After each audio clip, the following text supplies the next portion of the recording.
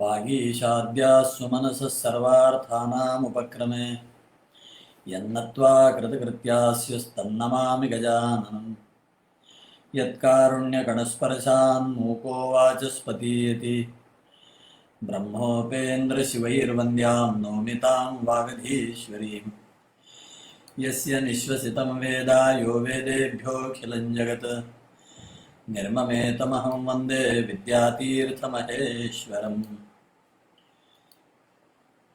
यं ब्रह्मा वरुणेन्द्ररुद्रमरुतस्तुन्वन्ति दिव्यैस्तवैः वेदैः साङ्गपदक्रमोपनिषदैर्गायन्ति यं सामगाः ध्यानावस्थिततद्गतेन मनसा पश्यन्ति यं योगिनः यस्यान्तन्न विदुःसुरासुरगणाः देवाय तस्मै नमः। पृष्ठे भ्राम्यदमन्दमन्दरगिरिग्रावाग्रकण्डूयनात् निद्रालोः कमठाकृतेर्भगवतः श्वासानिलाः पान्तुवः यत्संस्कारकलानुवर्तनवशाद्वेलानिभेनाम्भसाम् यातायातमतन्द्रितं जलनिधेर्नाद्यापि विश्राम्यति विश्वेशं माधवं धुण्ढिं दण्डपाणिं च भैरवं वन्दे काशीं गुहां गंगां भवानीं मणिकर्णिकाम्। ॐ नमो महद्भ्यो नमो अर्भकेभ्यो नमो युवभ्यो नम आशिनेभ्यः यजामदेवान् यदि शक्नवा ममाज्याय सस्यं समावृक्षदेवाः। श्री सद्गुरुचरणारविन्दाभ्यां नमः। सर्वेभ्यो देवेभ्यो नमः। सर्वेभ्यो ब्राह्मणेभ्यो नमो नमः।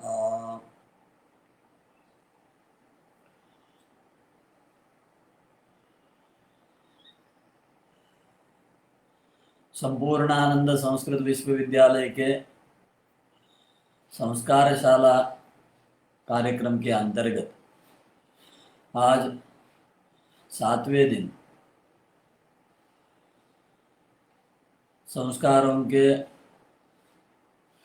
विषय में जो चर्चात्मक परिसत्र चल रहा है उसमें श्रोता के रूप में, अध्येता के रूप में, पंडित के रूप में, मार्गदर्शक के रूप में जो भी महानुभाव उपस्थित है उन सबको प्रणाम करता हुआ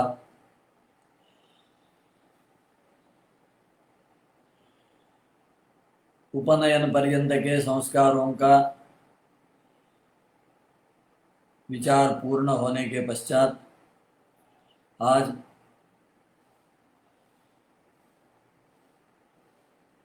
उपनयन के जो उत्तरांग माने जाते हैं, अध्ययन संबंधी जो विशेष अनुष्ठित होते हैं और जिनको वेदव्रत कहा गया है उनके विषय में आज हम चर्चा करेंगे। आइए अब मैं आरंभ करता हूँ। लक्ष्मी नृसिंह भजनम मेधाजननम जनेषु संवदनम वर्धनम पुनर्भवनम निर्भर दुरित प्रसंग निर्दहनम।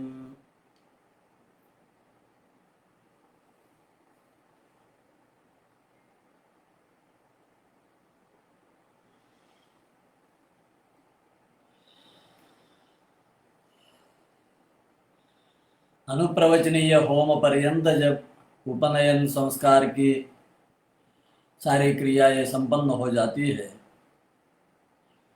उसके पश्चात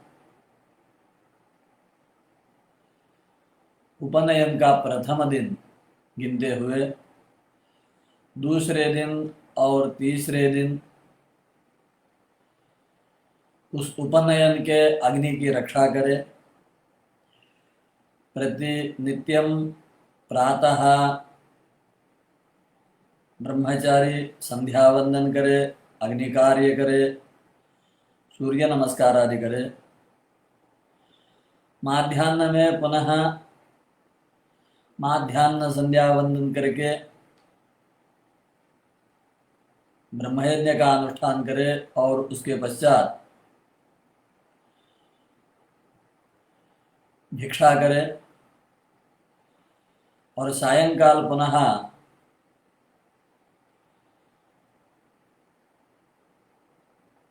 स्नान, सायं संध्या और अग्नि कार्य करे।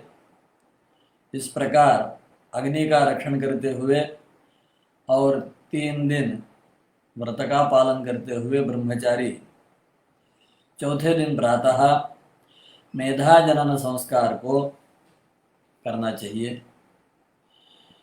इसी को कुछ लोग पालाश विधि भी कहते हैं।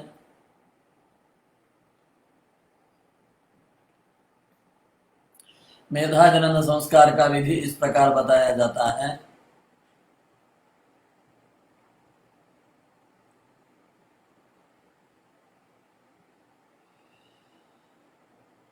अपने घर से या अपने ग्राम से उत्तर, वायव्य, ईशान्य या पूर्व इन दिशाओं में जो पालाश वृक्ष हो, संभव हो तो पालाश वृक्ष के पास हम स्वयं चले जाएं अथवा पलाश की एक शाखा अपने यहाँ ले आवे और उस शाखा को वेदी पर सुप्रतिष्ठित करा के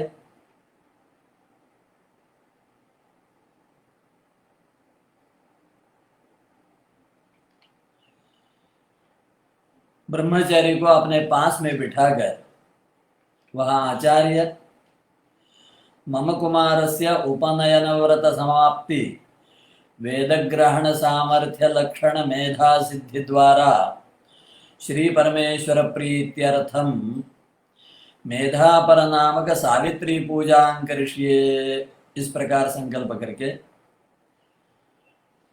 उस पलाश शाखा पर मेधा का आवाहन कर मेधा देवता का ध्यानावाहन आदि षोडशोपचारों से पूजन करें। उसके पश्चात ब्रह्मचारी से पूजन करावे पलाश शाखा का। फिर ब्रह्मचारी अपने दंड, आजिन, इसके साथ जिसने कौपेन धारण किया हो और जिसकी मेखला बंधी हो और शिखा बंधन किया हुआ, वह तेजस्वी वामन बटु बाल ब्रह्मचारी प्रथम उस मेधा को साष्टांग दंडवत प्रणिपात करे। उसके पश्चात अपने हाथ में एक शुद्ध जल का कलश ले और उस कलश के जल से उस पलाश वृक्ष की शाखा को सिंचन सा करता हुआ प्रदक्षिणा करे। एक प्रदक्षिणा होने के बाद एक बार प्रणाम करे और इस प्रकार 3 बार वह मेधा अर्थात पलाश शाखा की परिक्रमा और प्रणाम करे। और परिक्रमा करते समय उसको एक विशेष मंत्र का पाठ करना है, उस ब्रह्मचारी से उस मंत्र का पाठ करवाना है। वह मंत्र इस प्रकार है,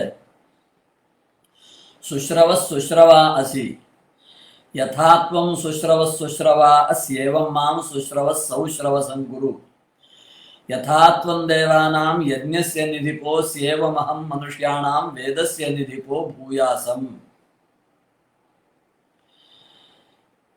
यह मंत्र शाखा भेद से कुछ थोड़ा सा भिन्न होता है और स्वर विधान भी शाखा के अनुसार अन्य प्रकार का होता है। मंत्र का तात्पर्य है पलाश शाखा को पहले ही वो संबोधित कर रहा है, हे शुश्रवा, आप शुश्रवा हो और आप जिस प्रकार शुश्रवा बने हो उस प्रकार मैं भी शुश्रवा बनूं, ऐसी मेरे ऊपर कृपा हो। और शुश्रवा बन आप जैसे वेदों के निधिभूत जो यज्ञ है उनकी रक्षा करने वाले बनते हैं, वैसे ही मैं ब्रह्मचारी मनुष्यों का निधि जो वेद है उनका अच्छा रक्षक बनूं, ऐसा मुझे आशीर्वाद दीजिए। यही इस मंत्र का अर्थ है।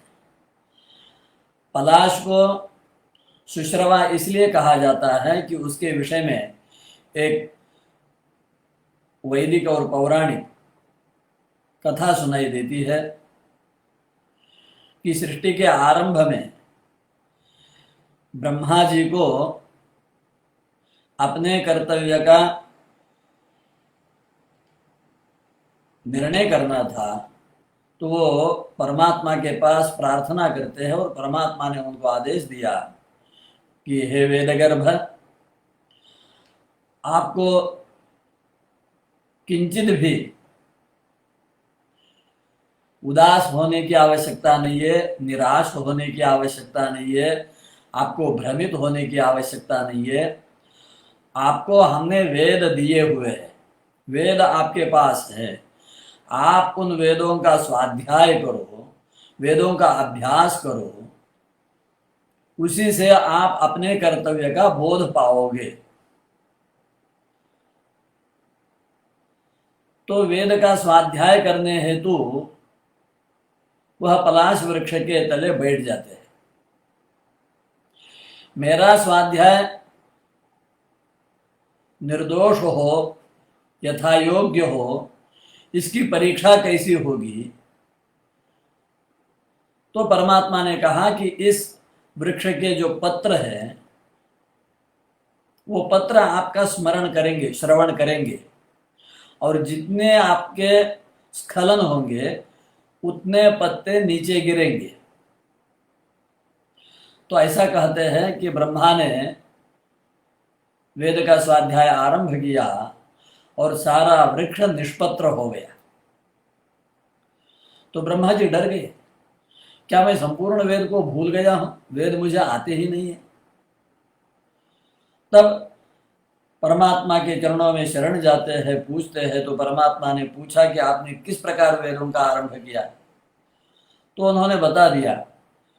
तब भगवान बोलते हैं कि आपने वेदों में कोई अपराध नहीं किया है, परंतु वेद पाठ का जो विधि है, उसके आरंभ की जो विधि है, उसमें आपने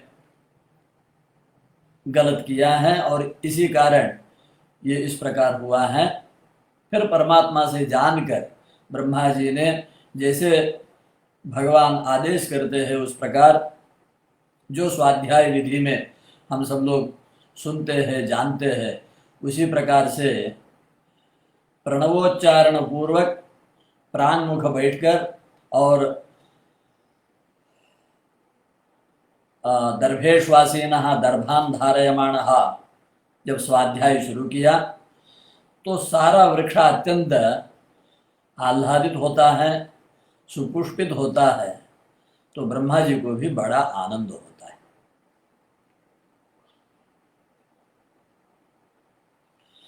तो उस समय ब्रह्मा के वेद स्वाध्याय का श्रवण इस वृक्ष ने किया है, इसलिए इस वृक्ष को पलाश ब्रह्म वृक्ष भी कहते हैं और इसलिए इसको सुश्रवा कहा गया है।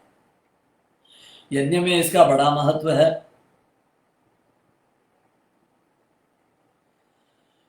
पलाश वृक्ष को ब्रह्मवर्चस का वृक्ष बताया है। तो इस प्रकार बालक उस पलाश वृक्ष के द्वारा आशीर्वचन प्राप्त करता है। फिर उसने स्नान करना है। स्नान करने के बाद जो उपनयन के दिन धारण किया हुआ दंड, मेखला, अजिन, कौपीन, वस्त्र, इन सब का त्याग करना है और पुनः नया वस्त्र, नया अजिन, नया दंड, नई मेखला, इन सबको धारण करना है।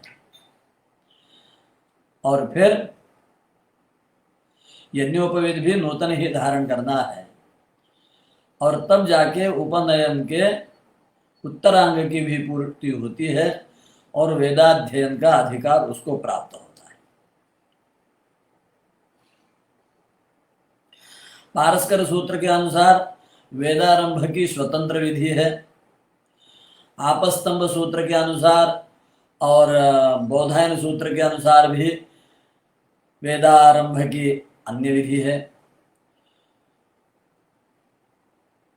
यद्यपि यहाँ पर मेधा जनन के संकल्प में ही वेद ग्रहण सामर्थ्य सिद्धि इत्यादि बताया जाता है, तथापि प्रत्यक्ष वेदाध्ययन का प्रारंभ उपाकर्म के पश्चात ही होना चाहिए, ऐसा शिष्ट संप्रदाय है और वैसा ही सर्वत्र होता है। उपनयन से लेकर प्रथम उपाकर्म पर्यंत केवल वो आचार की शिक्षा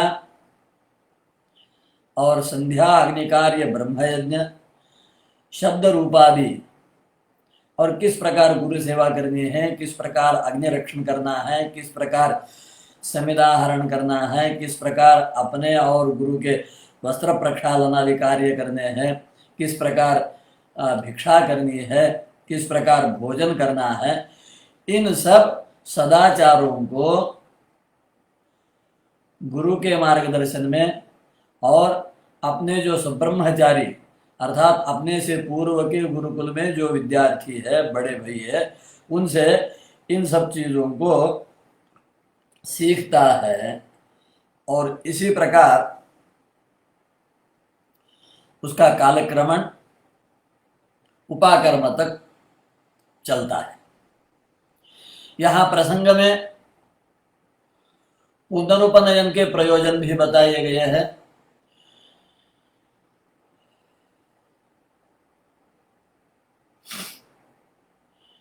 प्रथम बार के उपनयन से ऋग्वेद, यजुर्वेद और सामवेद इन तीनों वेदों के अभ्यास का अध्ययन का अधिकार प्राप्त होने पर भी प्रथम स्वशाखा का ही अध्ययन होना चाहिए, ऐसा शास्त्र में अत्यंत ही दृढ़ता से प्रतिपादन किया गया है। अथर्ववेद के अध्ययन की जिनकी अभिलाषा है, वे लोग तीन वेदों का अध्ययन पूर्ण करने के पश्चात पुनरुपनयन करके अर्थात अथर्ववेदाध्ययन अधिकार प्राप्त्यर्थ पुनरुपनयन करके अथर्ववेद का अध्ययन करें। इसके साथ साथ किसी कारण जो पतित हुए हैं या किसी कारण जो भ्रष्ट हुए हैं, ऐसे पतितों के उद्धार के लिए और भ्रष्ट लोगों के प्रायश्चित्त के लिए भी पुनरुपनयन का विधान बताया हुआ है। पुनरुपनयन के पश्चात ब्रह्मचारी धर्म कैसे है, वो किस प्रकार मेखला, आजीन, दंड, यज्ञोपवीत, कौपीन, कटिसूत्र इत्यादि की रक्षा करे, इत्यादि सारे धर्म बताए हैं। भिक्षा के धर्म बताए हैं। ब्रह्मचारी धर्मों के साथ साथ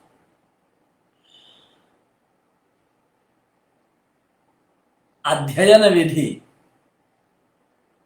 कैसी होती है उसको भी बताते हैं कि किस प्रकार अध्ययन के लिए किस समय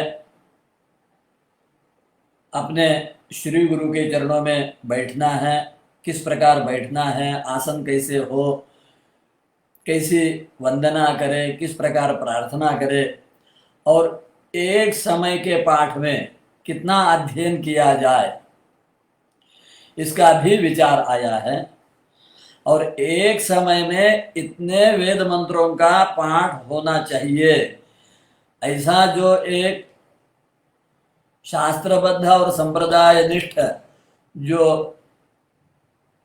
मंत्र भाग है, उसी मंत्र भाग को अध्याय के रूप में अथवा प्रपाठक के रूप में कहा जाता है। इसका विचार जैसे सूत्रों में और स्मृतियों में आता है, इस विषय का विचार शिक्षा ग्रंथों में और विशेषतः प्रातिशाख्य में विस्तार से आता है, वहीं से इसका ज्ञान प्राप्त करना चाहिए। इसके पश्चात ब्रह्मचारी के लिए निषेध क्या क्या है, ब्रह्मचारी क्या नहीं करना चाहिए, उन सारी बातों को बताते हैं। फिर जो अपने जीवन में अध्ययन समाप्ति के पश्चात भी गृहस्थ भी नहीं बनना चाहते हैं, संन्यास भी ग्रहण नहीं करना चाहते हैं और अखंड ब्रह्मचर्य का ही पालन करना चाहते हैं, संभव है कि जब तक श्री गुरु शरीर से जीवित है तब तक गुरुचरणों में ही, गुरुचरणों के पास ही उनका वास होता है। उसके पश्चात तो वो स्वतंत्र हो ही जाते हैं। तो ऐसे ब्रह्मचारियों का, जिनको नैष्ठिक ब्रह्मचारी कहते हैं, उनके धर्मों को बताया है। इन सबके पश्चात ब्रह्मचारी के अगर व्रतों का लोप होता है, जो जो व्रत ब्रह्मचारी के लिए निर्दिष्ट है, उन व्रतों के लोपजन्य दोष निवृत्ति के लिए प्रायश्चित्त स्वरूप क्या अनुष्ठान करना है, किस प्रकार के जप होम इत्यादि करना है, उसका भी विधान किया है। इसके साथ साथ ही आगे जाकर अनध्याय का स्वरूप और अनध्यायों का विचार भी प्रस्तुत किया गया है और उसको भी जानना अत्यंत ही आवश्यक हो जाता है। वैसे तो स्वाध्याय के लिए यद्यपि अनेकानेक अनध्यायों का चिंतन किया गया है, तथापि अंततः सूत्रकारों ने यह कहा है, तस्य द्वावनध्यायो यदात्मा शुचि यद्देशः। जब देश अपवित्र हो और शरीर अपवित्र हो, उस समय को छोड़कर बाकी सारा ही अध्ययन का ही काल है, केवल उतना काल अनध्याय का होता है, विशेषतः स्वाध्याय के लिए। परंतु गुरु के पास जो नूतन विद्या ग्रहण करनी है, जिसमें पठन पाठन होगा, उसके लिए तो अनध्यायों का विचार बड़े ही विस्तार से जानना चाहिए। अनध्यायों में भी नित्य अनध्याय और नैमित्तिक अनध्याय, इस प्रकार का भी विचार आता है। इसके पश्चात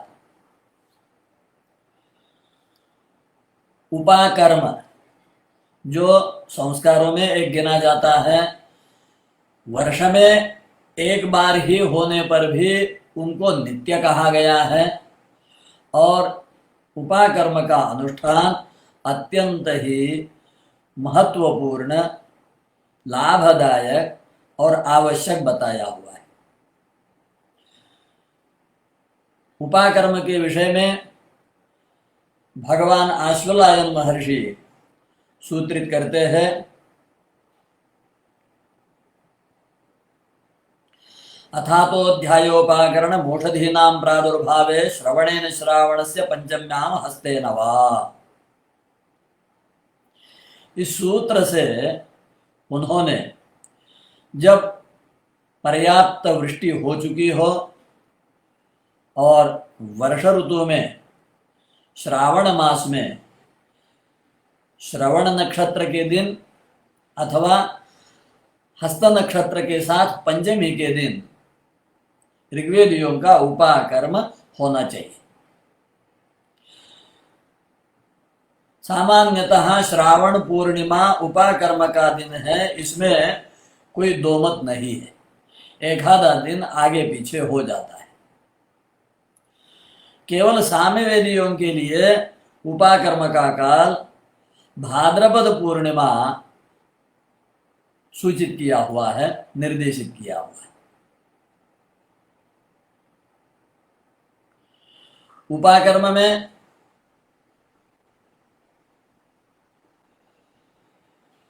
दधिसक्तु का हवन होता है मुख्यतः, और ऋग्वेद संहिता के जो 10 मंडल है, जिस कारण उसको दाशतयी संहिता कहा जाता है, उन 10 मंडलों के प्रथम और अंतिम मंत्र अर्थात 20 मंत्रों से हवन किया जाता है। परंतु उपाकर्म एक संस्कार होने के कारण उपाकर्म के भी पूर्वांग में माता पिता अपने पुत्र को साथ लेकर पूर्व दिन ही गणपति पूजन, पुण्याहवाचन, मातृका पूजन, नांदी श्राद्ध, गृह यज्ञ, अंकुरार्पण, रक्षासूत्र धारण इत्यादि सब करके फिर दूसरे दिन आचार्य के सानिध्य में उपाकर्म होना चाहिए। आरंभ में शरीर शुद्धि हेतु पंचगव्य का प्राशन होता है, फिर अग्नि की स्थापना करके और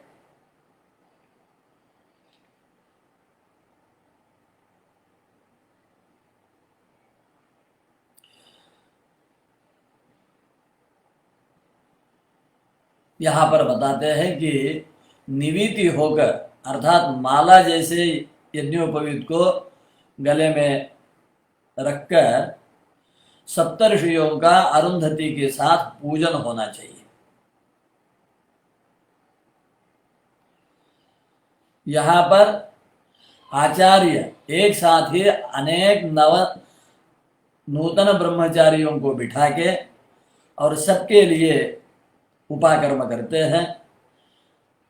येषां नवब्रह्मचारिणां वेदग्रहणाधिकार सिद्धि द्वारा मम इतरेषांच उत्सृष्टानां वेदानां पुनर्ग्रहण पूर्वकम आप्यायन द्वारा श्री परमेश्वर प्रीत्यर्थम उपाकरणाख्यम कर्म करिष्ये, इस प्रकार वो संकल्प करते हैं। और ऋषियों का पूजन होने के पश्चात ऋषियों का तर्पण है, देवताओं का तर्पण है इत्यादि वह विधि यद्यपि उपाकर्म का भाग है तथापि उत्सर्जन के पश्चात उसका अनुष्ठान होता है।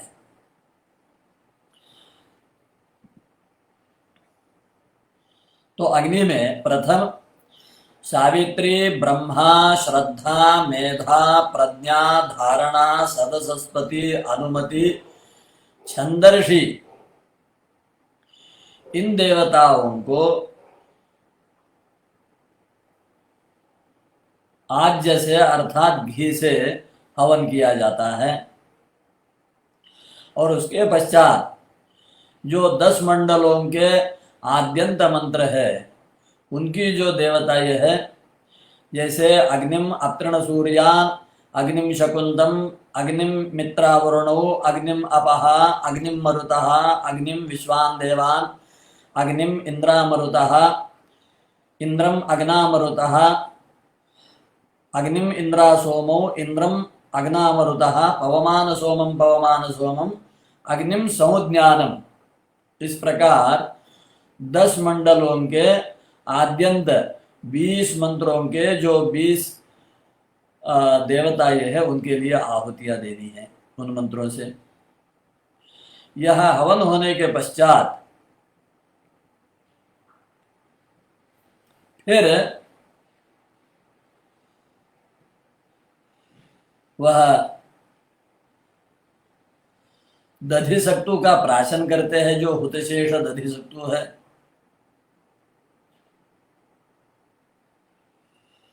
और उसके बाद कहते हैं कि यज्ञोपवीत धारण के अंगभूत प्रथम यज्ञोपवीत का भी हवन होता है, फिर यज्ञोपवीतों का दान होता है। यज्ञोपवीत धारण के पूर्व यह शास्त्र का निर्देश है कि हुत्वा दत्वा च धारयेत्। प्रथम यज्ञोपवीत का हवन हो, उसके पश्चात यज्ञोपवीत के दान हो और उसके पश्चात यज्ञोपवीत का धारण हो। तो यहाँ पर प्राचीन आविति होकर अस्मिन् उपाकर्मणि मम समस्त पितृप्रीत्यर्थम यज्ञोपवीत दानम करिष्ये, इस प्रकार संकल्प करके और फिर यज्ञोपवीत का दान देना है। उसके पश्चात यज्ञोपवीत के साथ ही नूतन कटिसूत्र, नूतन कौपीन वस्त्र, नूतन यज्ञोपवीत, नूतन मेखला, नूतन आजिन, नूतन दंड, इन सबका भी अभिमंत्रण करके और एक एक का समंत्रक धारण करना है और पुराने सारे विसर्जित करना है। तो प्रतिवर्ष उपाकर्म के समय मेखला, दंड, आजिन इत्यादि का पुराने का त्याग और नए का स्वीकार मंत्र पूर्वक होता है। और जब इस प्रकार नए यज्ञोपवीत आदि सबका धारण होता है तब ब्रह्मांजलि करके और वेदारंभ का सूचक द्योतक ऐसा ब्रह्म यज्ञ स्वाध्याय वहां पर आचार्य के आदेशानुसार सभी लोग ब्रह्म यज्ञ करते हैं, जिसमें षडंग सहित अपनी शाखा का और फिर अन्य सभी वेदों का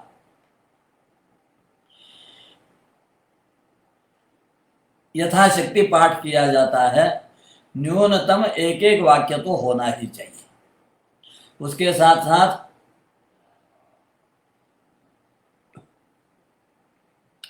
स्मृतियां, पुराण, धर्म और पूर्वोत्तर मीमांसा,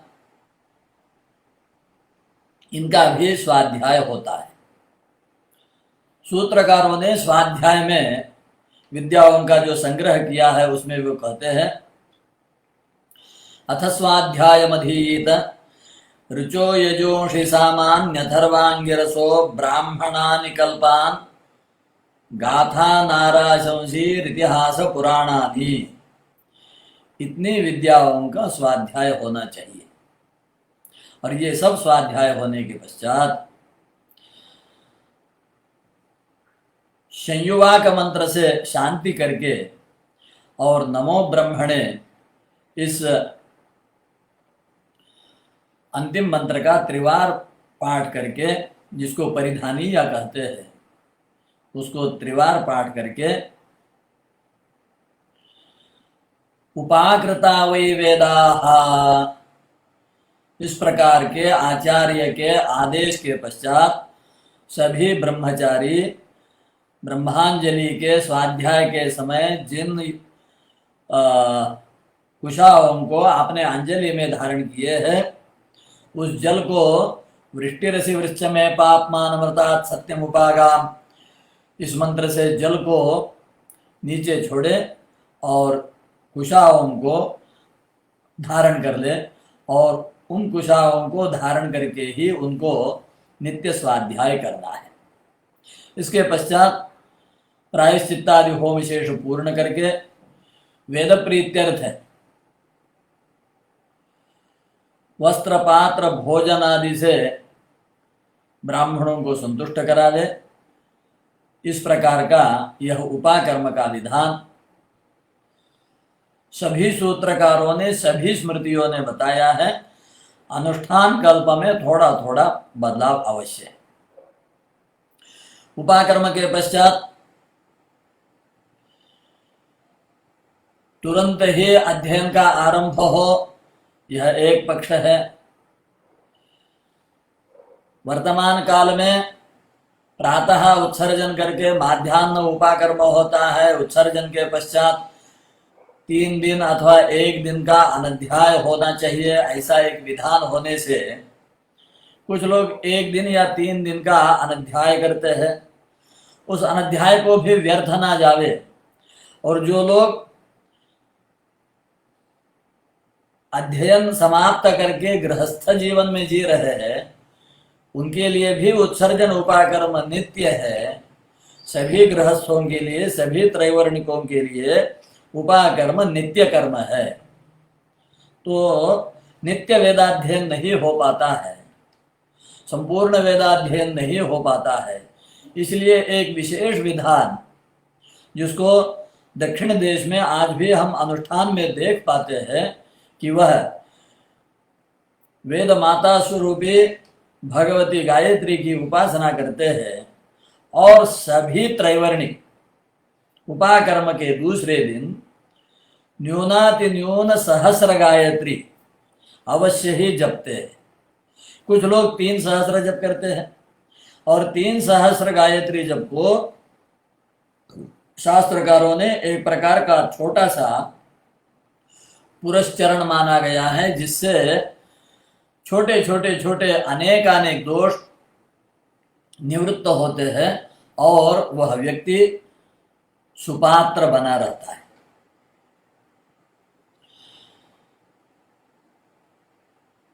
पूर्व में क्वचित षण्मास वेदाध्ययन और षण्मास शास्त्राध्ययन, फिर गच्छता कालेन शुक्ल पक्ष में वेदाध्ययन और कृष्ण पक्ष में शास्त्राध्ययन, फिर आगे जाके बुद्धिमांद्य को देखते हुए पूर्वांध में वेदाध्ययन और अपराह्न में शास्त्राध्ययन, इस प्रकार हुआ करता था। ऐसा सुनाई देता है, पढ़ने को मिलता है। परंतु आज का जो शिष्टाचार है वहां हम यही पा रहे हैं कि दोनों का अध्ययन यथावत एक साथ सामान्य बुद्धि के बालकों के लिए असंभव सा हो जाता है। तथापि कुछ ऐसे मेधावी छात्र और कुछ ऐसे प्रतिभा संपन्न और परम तपस्वी केवल अध्यापन को ही अपना सर्वस्व मानकर जीवन निर्वाह करने वाले जो आचार्य श्रेष्ठ है, वो वेदों का और शास्त्रों का अध्यापन एक साथ आज भी करा रहे हैं, जो कि आदर्श है, जो कि होना चाहिए। कुछ लोग वेदाध्ययन को 16 वर्ष तक ही संपूर्ण समाप्त करके उसके पश्चात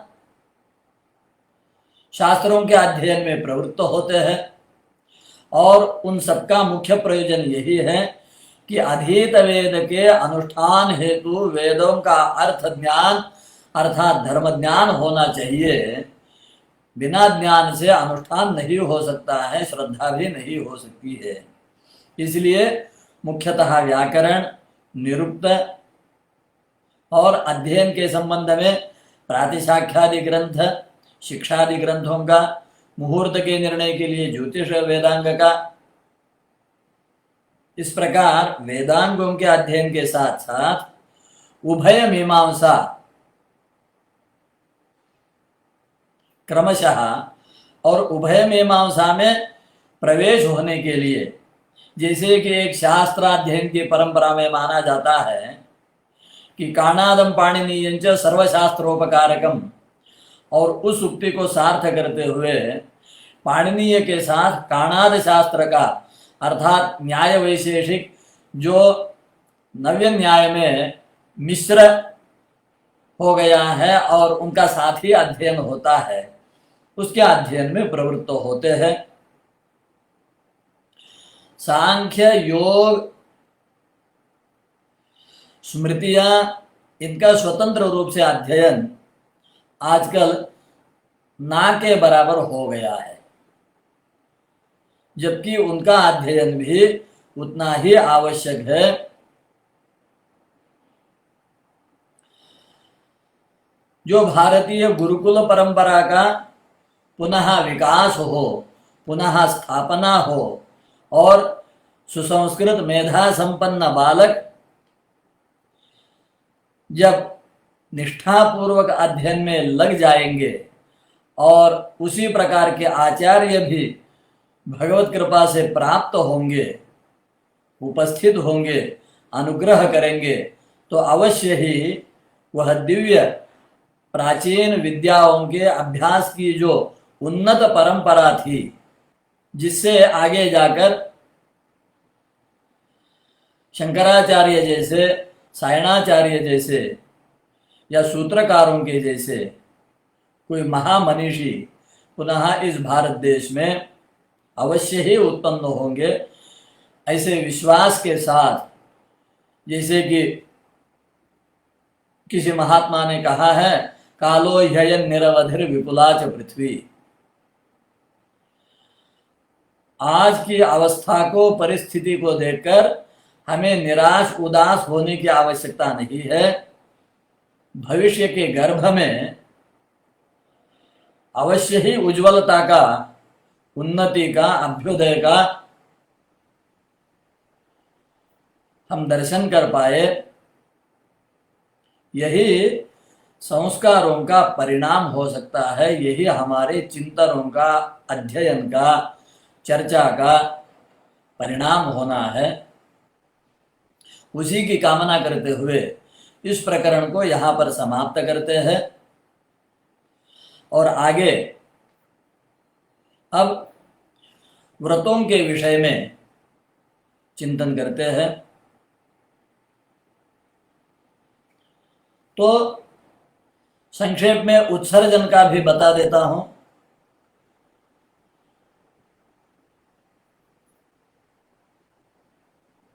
कि श्रावण मास में ही उपाकर्म के ही दिन पूर्वाह्न में प्रथम उत्सर्जन होता है। उत्सर्जन में भी हवन की प्रक्रिया उपाकर्म जैसी ही होती है। भेद केवल इतना ही है कि उपाकर्म में दधिसक्तु द्रव्य से हवन होता है, तो उत्सर्जन में ग्रह सिद्ध चरु से हवन होता है। पुराणों का त्याग करके नए मेखलादि यज्ञोपवीतादि धारण करने के पश्चात ब्रह्म यज्ञ करके उपाकृता वै वेदाः जैसे उपाकर्म के अंत में होता है, वैसे उत्सर्जन के अंत में ब्रह्म यज्ञ होता है। परंतु वहां नूतनों का धारण या पुराणों का विसर्जन तभी नहीं होता है, अपितु सर्वे उत्सृष्टा वै वेदाः इत्युक्त्वा जलं स्पृशेयुः। केवल इतना ही, मतलब एक प्रकार के 1 वर्ष पर्यंत किए हुए अध्ययन का, व्रत का उत्सर्ग वहां पर होता है। उसके पश्चात अत्यंत ही श्रेष्ठ ऐसा स्नान विधि उत्सर्जन के अंगभूत बताया जाता है। गंगादि महापुण्य नदियों के तट पर जाकर और वहां स्नान विधि होना चाहिए। स्नान विधि में 1 वर्ष पर्यंत किया हुआ शारीरिक, मानसिक, वाचिक, सांसर्गिक, स्पर्शास्पर्श से, भक्ष्याभक्ष्य से, पानापान इत्यादि सभी प्रकार के संवत्सरकृत पापों का निराश होता है। इसलिए प्रथम वहां पर गण स्नान, उसके पश्चात भस्म स्नान, उसके पश्चात गोमय स्नान और उसके पश्चात विधि पूर्वक मृत्तिका स्नान और बाकी भी अनेकानेक स्नान मंत्रों के द्वारा अनेकानेक स्नान प्रक्रियाओं को वहां पर बताया हुआ है, जिसमें वरुण देव की प्रार्थना होती है, नदियों की प्रार्थना होती है, भूमि की प्रार्थना होती है, इत्यादि क्रियाकलाप है। स्नान के पश्चात अघमर्षण होता है। यद्यपि नित्य संध्या वंदन में त्रिकाल अघमर्षण होता है, तथापि उत्सर्जन के स्नानांग जो अघमर्षण है उसकी कुछ विशेषता ही है। और विशेषतः पारस्कर महर्षि जी ने जो स्नान विधान उत्सर्जन के अंतर्गत बताया है, वहां पर जो अघमर्षण का विधि है वो तो अत्यंत ही भव्य और दिव्य है। अघमर्षण के पश्चात स्नान को समाप्त कर स्नानांग तर्पण बताया है, नदी का पूजन, नदी की प्रार्थना और उसके पश्चात ऋषियों का पूजन और फिर उत्सर्जनोपाकर्म के हवन की जो देवताएं हैं उन सब के लिए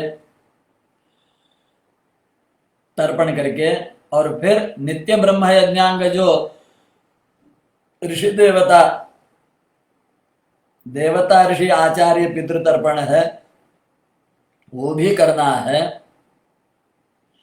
और उसके पश्चात जो सप्तर्षियों का विशेष पूजन किया है उनका भी तर्पण करना है, और यम तर्पण का भी वहां पर विधान है।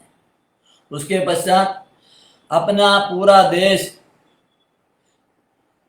सस्य श्यामल हो, सर्वत्र सुवृष्टि हो, इस सदिच्छा से, इस सत्संकल्प से सारे त्रैवर्णिक जो भी उत्सर्जन उपाकर्म करते हैं वे लोग वहां पर कुछ अघनाशन मंत्रों का पाठ करते हैं, और उसके पश्चात राष्ट्र की सुरक्षा के लिए शांति मंत्रों का पाठ करते हैं, और सुवृष्टि के लिए पर्जन्य सूक्तों का पाठ करते हैं। इस प्रकार का यह उत्सर्जन का विधि, और तुरंत ही घर वापस आकर उपाकर्म करके पुनः अध्ययन का आरंभ, इस प्रकार की यह परंपरा है। इन सब विषयों को अत्यंत ही संक्षेप में मैं यहाँ पर बता रहा हूँ, मेरी मति के अनुसार और समय के अनुसार यह मेरा प्रयास है। इसका अधिकाधिक चिंतन हो, जो अध्येता है, जो कर्मकांडी है, जो पंडित है, जो अध्यापक है, वे सारे श्रद्धा पूर्वक इन सब विषयों को पढ़े, पढ़ावे और उनका अनुष्ठान करे और उनके परिणामों को अनुभव करे, यही उसकी सफलता है। अस्तु, इसके पश्चात अब हम व्रतों की ओर बढ़ते हैं। तो ऋग्वेद में महानामनी व्रत, महाव्रत, उपनिषद व्रत और गोदान व्रत, ऐसे 4 व्रतों को बताया हुआ है। तो ये माना गया है कि जब 8वें वर्ष में या गर्भाष्टम में उसका उपनयन होके प्रथम उपाकर्म के पश्चात वेदों का अध्ययन आरंभ हो जाता है, और जैसा शास्त्रों में अध्ययन का विधि बताया है उस प्रकार अध्ययन करने से 3 से 4 वर्ष में, अर्थात 12-13 वर्ष की आयु तक 10,552 मंत्रों की, 10 मंडलों की, और जिसमें चतुरशीति अनुवाक है और सहस्राधिक सूक्त है, ऐसे ऋग्वेद संहिता की वो संपूर्ण गुरुमुखोच्चारण पूर्वक, अनुच्चारण पूर्वक प्राप्ति कर लेता है और उसको कंठस्थ कर लेता है। उसी के लिए वो श्रम करता है। उसके पश्चात अब उसको आरण्यकों का, उपनिषदों का अभ्यास करना है। तो आरण्यक उपनिषदों के अध्ययन की योग्यता, अधिकार प्राप्त होने के लिए ही मुख्यतः इन व्रतों का आचरण किया जाता है। तो सबसे पहले वह महानामनी व्रत का अनुष्ठान करके और फिर महानामनी उपनिषद का अभ्यास करेगा। तो महानामनी व्रत को हम यहाँ पर थोड़ा सा देखेंगे। नमो लक्ष्मी सनाथाय नरपंचाननात्मने यस्यासीद्देवता संघ पालनम परमौ व्रतम्। आश्वलायन महर्षि जी का वचन है। प्रथमो स्यान् महानाम्नि, द्वितीयो स्यान् महाव्रतम्, तृतीयो स्याद् उपनिषद गोदानाख्यम ततः परम क्रियाव्रतानां कार्या स्युः यथा प्रोक्तम महाद्विजयी। तो यहाँ गुरु ही उसके मुहूर्त का निर्णय करके और फिर उसको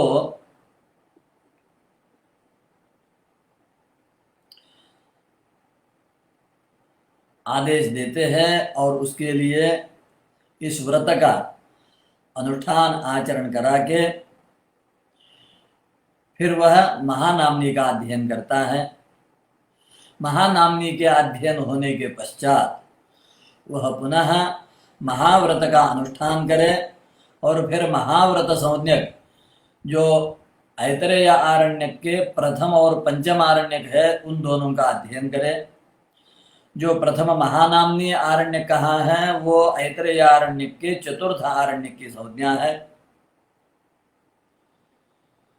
प्रथम और पंचम आरण्य को महाव्रत कहा जाता है और द्वितीय तृतीय आरण्य इनको उपनिषदारण्य कहा गया है। तो उसी प्रकार से उसी क्रम से इनका अध्ययन होता है और अध्ययन की योग्यता के लिए प्रथमतः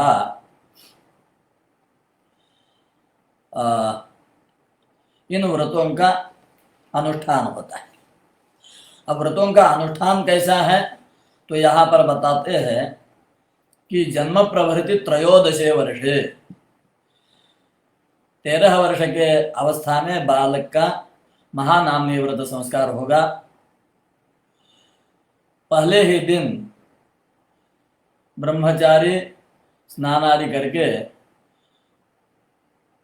महानामनी व्रत सिद्धि द्वारा श्री परमेश्वर प्रीत्यर्थम होमं कर्तुम तदंग स्वस्ति वाचन अंकुरार्पण ग्रह यज्ञ आभ्युदयिक श्राद्धानि करिष्ये, इस प्रकार संकल्प पूर्वक इन सबको करके फिर मुंडन करता है और मुंडन करने के पश्चात गुरुपदिष्ट दिन प्रातः कौतुक सूत्र का अर्थात रक्षा सूत्र का बंधन करके महानामनी व्रतांग हवन का आरंभ होता है, जिसमें अग्निपवमान देवता के लिए 3 आहुतियां और प्रजापति देवता के लिए 1 आहुति, इस प्रकार मुख्य हवन होता है। फिर आचार्य ब्रह्मचारी को उपनयन के जैसे ही पुनः एक बार कार्पास सूत्र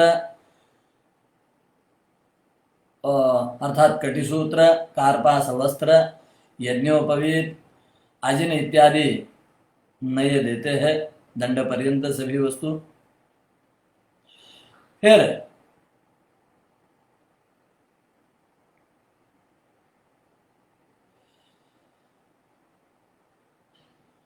प्रधान होम होने के पश्चात, जैसे उपनयन में अंजलि क्षारण है,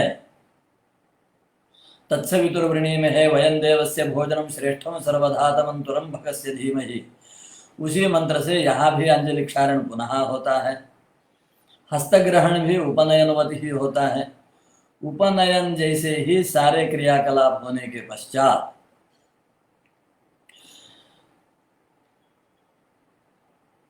शिष्टकृदादि होम शेषम समापये, पूरा हवन समाप्त करने के बाद गुरु उसको आदेश देते हैं महानामनी व्रतम संवत्सरंचर, अर्थात महानामनी व्रत का 1 वर्ष पर्यंत आचरण करो। और ऐसे गुरु के आदेश का पालन कर, आदेश का श्रवण करने के बाद ब्रह्मचारी चरिष्यामि इस प्रकार बोलकर 1 वर्ष पर्यंत केशश्मश्रु लोम नख धारण भिक्षाचरणादि व्रतम पूर्ववच्चरे, 1 वर्ष पर्यंत वो मुंडन नहीं करेगा और लोम नख इत्यादि धारण करेगा, अर्थात उनका छेदन नहीं करेगा और जो भी ब्रह्मचारी के व्रत है सबका पालन करेगा। 1 वर्ष का उसका व्रताचरण पूर्ण होता है, तब उत्तरायणे शुक्ल पक्षे ब्रह्मचारी गुरुमुखान महानामनी श्रोष्यन, गुरुमुख से महानामनी श्रवण करने की इच्छा से ग्रामात् बहिः किसी शुद्ध देश में, किसी मंदिर में या किसी पूज्य वृक्ष के तले जाकर वहाँ अस्य ब्रह्मचारिणः महानामनी श्रवणांगभूत व्रतपूर्ति द्वारा श्री परमेश्वर प्रीत्यर्थम तदंग होमं कर्तुम उपलेपनादि कर्म करिष्ये, इस प्रकार अग्नि प्रतिष्ठा सहित और हवन करते हैं। तो यहाँ पर अग्नि, संराधनी, काम, अग्नि, असूयंती, अनुमति, अग्नि, वायु, सूर्य, इतनी देवताओं के लिए कृसरान्न से हवन का विधान बताया हुआ है। कृसरान्न का तात्पर्य है कि तिल मिश्रित पके हुए चावल।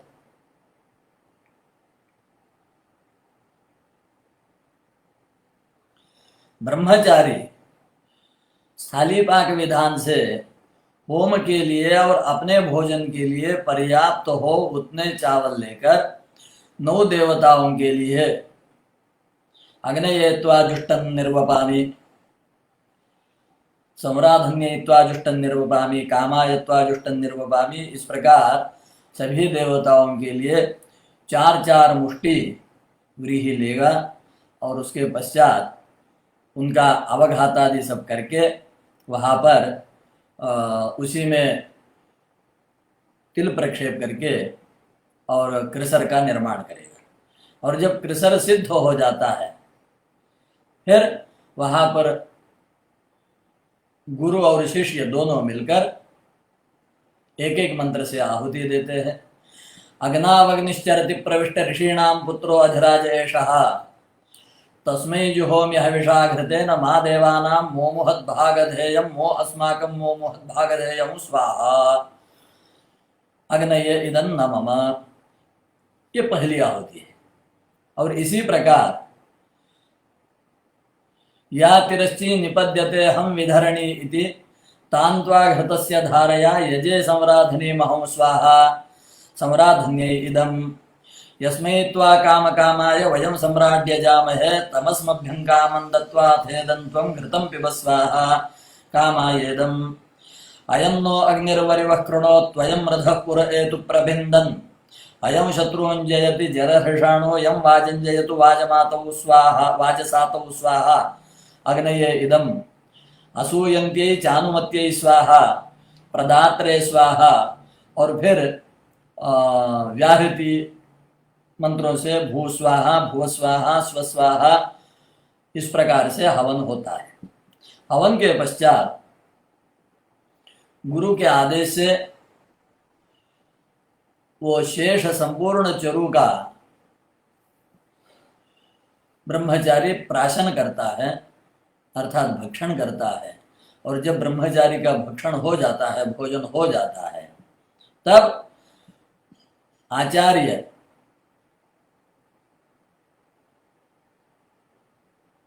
ब्रह्मचारी को आदेश देते हैं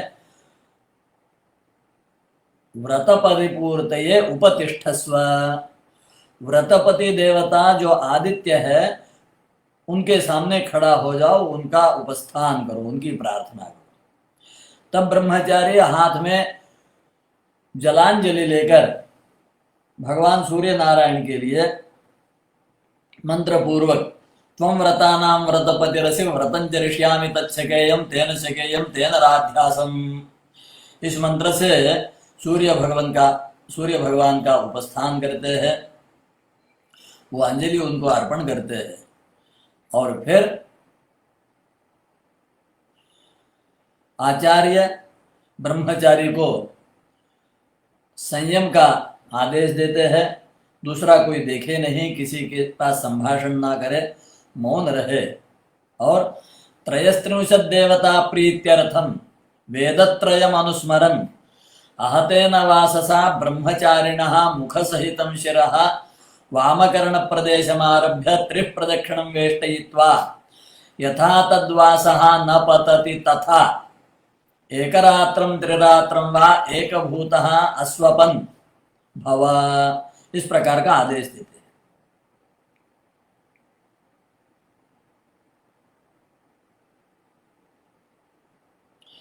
एक नए वस्त्र से मुख सहित उसके मस्तक को बाह्य कान से लेकर प्रदक्षिणा संपूर्ण मस्तक को बांध देते हैं और उसको कहते हैं कि एक रात्र अथवा त्रिरात्र जैसा भी संभव है, रात को सोना नहीं है और वैसे ही नियम से रहना है। किसी को देखना नहीं है, किसी के साथ संभाषण नहीं करना है, मौन रहना है। आंखें बंद करना है और शांत रहना है। और फिर आचार्य स्विष्टकृतादि होम समाप्त करते हैं। ब्रह्मचारी उसी प्रकार व्रत का पालन करने के बाद फिर उसके पश्चात ग्रामात् बहिः अपराजितायाम दिशि, गांव के बाहर ईशान्य दिशा की ओर, जहां पर मनुष्यों का विशेषतः स्त्रियों का संचार नहीं है, ऐसे शुद्ध देश में जाकर वहां पर ब्रह्मचारी अग्निस्थंडिल बनावे, वहां अग्नि की स्थापना करावे और उस स्थंडिल के उत्तर भाग में असिम कमंडलम अश्मानंच निधाय, वहां पर समेदादि छेदन के लिए जो शस्त्र है, कमंडलू है और अश्मा है, इनको वहां पर छोड़ना है। और महानामनी श्रवण करने के लिए बताया है। पिशंगनाम नाम योगिनाम आश्रमार्थम रम्याम रक्तवर्णाम द्विहायनीम वत्सतरीम तदसंभवे श्वेतां वा आचार्याय निवेदयेत। एक इस प्रकार की सुंदर सी गाय जो 2 वर्ष की हो, उसको वो गुरु को प्रदान करे। फिर वहां अग्नि प्रतिष्ठा होने के पश्चात उसके मस्तक को जो वेष्टित किया हुआ वस्त्र है, उस वस्त्र को गुरु हटा देते हैं। ब्रह्मचारी आचमन करके और विधान के अनुसार आसनस्थ होकर गुरु को प्रार्थना करते हैं। महानाम्निर्भो अनुब्रूहि, और फिर उसके पश्चात गुरु उसको एकांत में महानामनी का उपदेश करते हैं। और जब महानामनी मंत्र भाग का संपूर्ण उपदेश हो जाता है तो यहाँ पर बताया है कि गुरु एक बार बोले और शिष्य त्रिवार उसको पढ़े।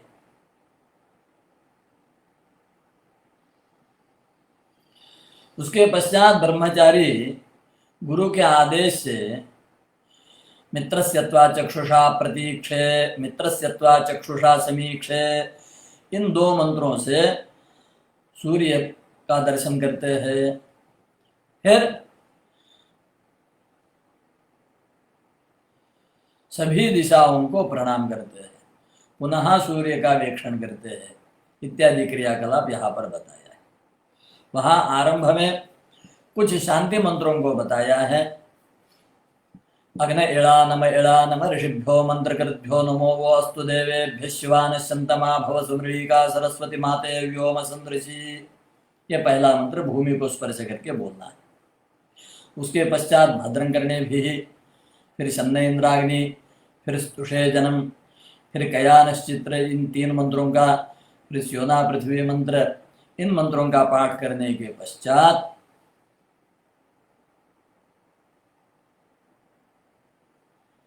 वो वत्सतरी का गुरु को निवेदन कर ले।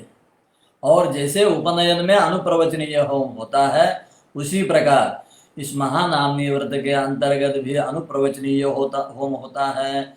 वह सायंकाल करना है। यहाँ पर भी अनुप्रवचनीय में 3 ही देवता है, 3 ही आहुति है।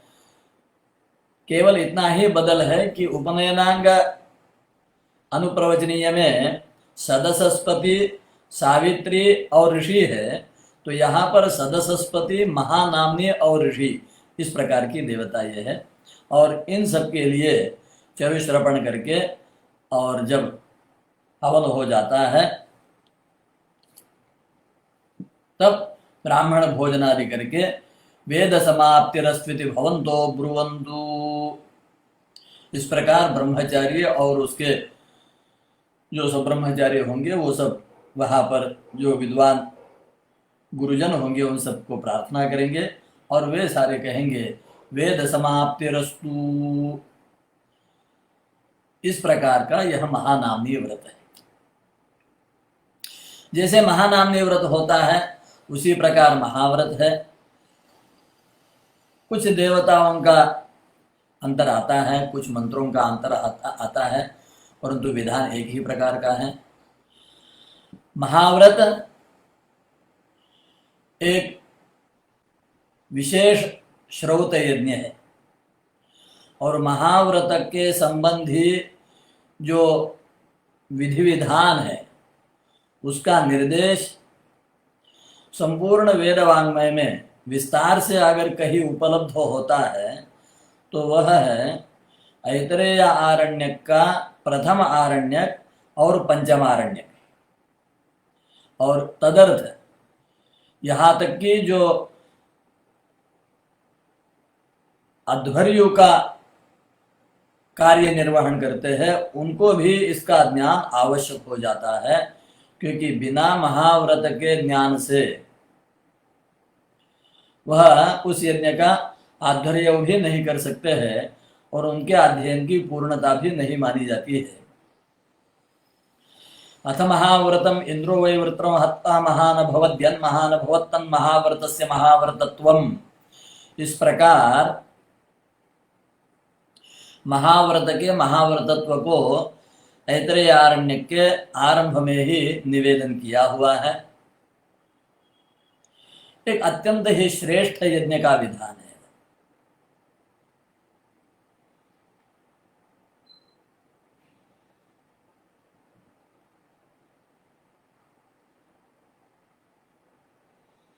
तो इसके विषय में यही कहा है,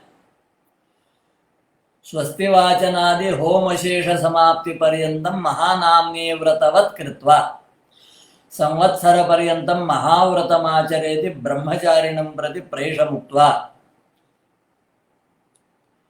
जैसे महानाम्नी व्रत के समय किया जाता है उसी प्रकार सब करना है।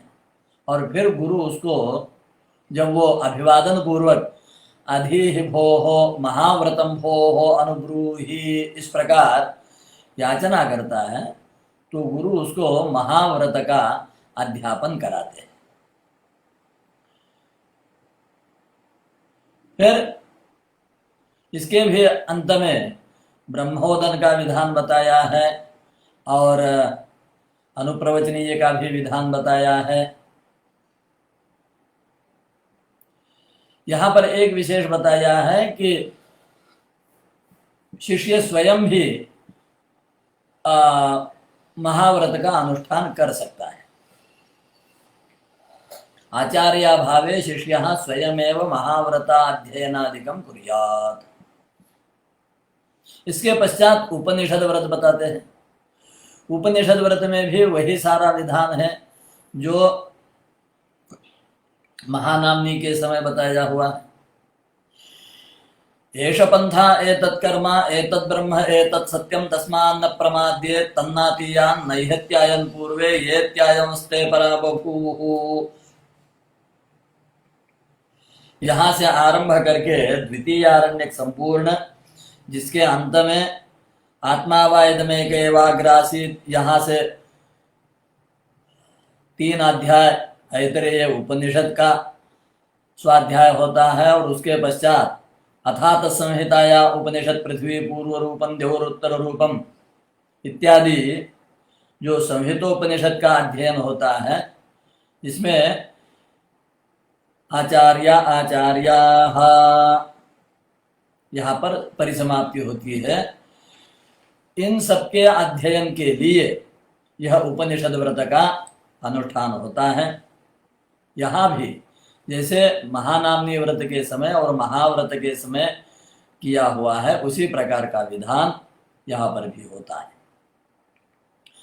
और एक एक वर्ष का ये अनुष्ठान होने के कारण 13 के बाद 13, 14, 15 तो 15 वर्ष पूरे होते होते उसका षडंग सहित स्ववेद का अध्ययन पूर्ण होता है, संपन्न होता है। और अब उसका अध्ययन संपन्न हो गया है, वेदाध्ययन संपन्न हो गया है, क्योंकि अध्ययन से मुख्य तात्पर्य तो वेदों के अध्ययन का ही है। तो अब वो एतेन गोदानम षोडशे वर्षे, जो आश्वलायन महर्षि ने सूत्रों में बताया है, वह गोदान व्रत का संकल्प होता है। यह गोदान व्रत का संकल्प संस्कार चूड़ा कर्म संस्कार के जैसे ही है, बस यहाँ अंत में विशेषतः गुरु को दक्षिणा देनी है, जिसमें एक गाय और एक बैल, इन दोनों का गुरु को दान दिया जाता है, इसलिए उसको गोदान कहा है। और चूड़ा कर्म में जो केवल केश खंडन ही होता है, यहाँ केश शब्दे तो श्मश्रु शब्दान कारयेत श्मश्रूणि होन्दति, ये एक विशेष है। और बाकी प्रायः प्रायः संपूर्ण अनुष्ठान यह चूड़ा कर्म के जैसे ही होता है। और जब चारों व्रतों का अनुष्ठान संपन्न हो जावे, तब उसको स्नातक कहा जाता है, अर्थात विद्या स्नात हो गया। तो यह जो मैंने चारों व्रतों का वर्णन किया है, और उसके पूर्व अर्थात उपनयन से लेकर, यह मुख्यतः क्योंकि मेरा अध्ययन ऋग्वेद का है, आश्वलायन सूत्र का है, तो वहां पर जो निर्दिष्ट प्रयोग है उसको ही आधार मानकर मैंने यह सब बताया हुआ है। बौधायन, आपस्तंभ इत्यादि कृष्ण यजुर्वेद तैत्रीय शाखा के जो चारों वेदों व्रतों के संस्कार है, उनमें आग्नेय, वैश्वदेव, सौम्य, प्राजापत्य ऐसे व्रतों के नाम हैं। उसी प्रकार शुक्ल यजुर्वेद काण्व शाखा और माध्यन्दिन शाखा का जो अध्ययन करते हैं, और उनका जो पारस्कर गृह सूत्र है, उसमें भी बड़े ही सुंदर से इन सभी संस्कारों के व्रतों के नाम आते हैं। उसमें शुक्रियादि त्रय व्रत कहा है, तो एक शुक्रिय व्रत है, एक उपनिषद व्रत है, एक शौलभ व्रत है। इस प्रकार के वहाँ पर व्रतों के नाम आते हैं। और व्रतों का अनुष्ठान थोड़े बदल से कुछ कुछ ऐसा ही होता है। सूक्ष्म ज्ञान के लिए और गहरे ज्ञान के लिए हमें उन शाखाओं के जो सूत्र है और शाखाओं के जो विद्वान हैं, उन्हीं का अनुगमन करना चाहिए। अस्तु, निर्दिष्ट समय से आज कुछ समय अधिक ही हो गया, अतः विस्तार ना करते हुए आज के वक्तव्य को यहीं पर समाप्त करता हूँ। कल हम स्नातक अर्थात समावर्तन संस्कार, स्नातकों के धर्म और विवाह प्रक्रिया, इसके विषय में चिंतन करेंगे। परसों विवाह प्रकरण को भी समाप्त करके उसके पश्चात एक दिन अर्थात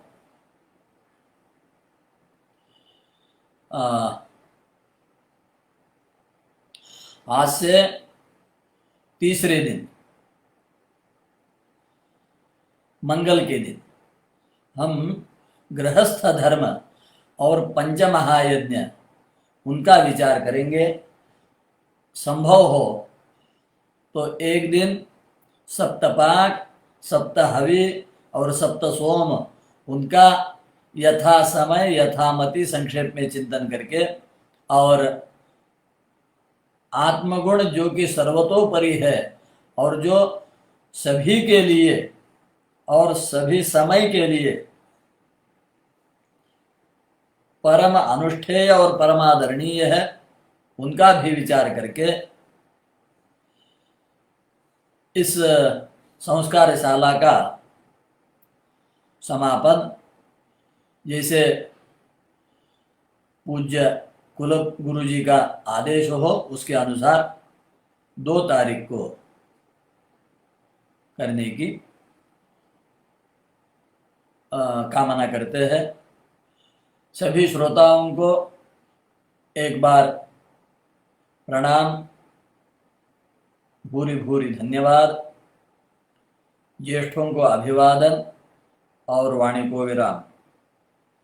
वेदार्थस्य प्रकाशेन तमोहार्दं निवारयन् पुमर्थांश्चतुरोदेयात् विद्यातीर्थो महेश्वरः। कायेन वाचा मनसेन्द्रियैर्वा बुद्ध्यात्मना वा प्रकृते स्वभावात् करोमि यद्यत् सकलं परस्मै नारायणायेति समर्पयामि।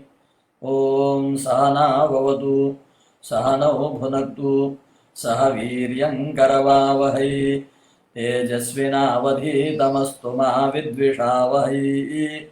ॐ शान्ति शान्ति शान्तिः। धर्मस्य विजयोस्तु, अधर्मस्य नाशोस्तु, प्राणिषु सद्भावना अस्तु, विश्वस्य कल्याणमस्तु। नमः पार्वतीपतये। हर हर महादेव।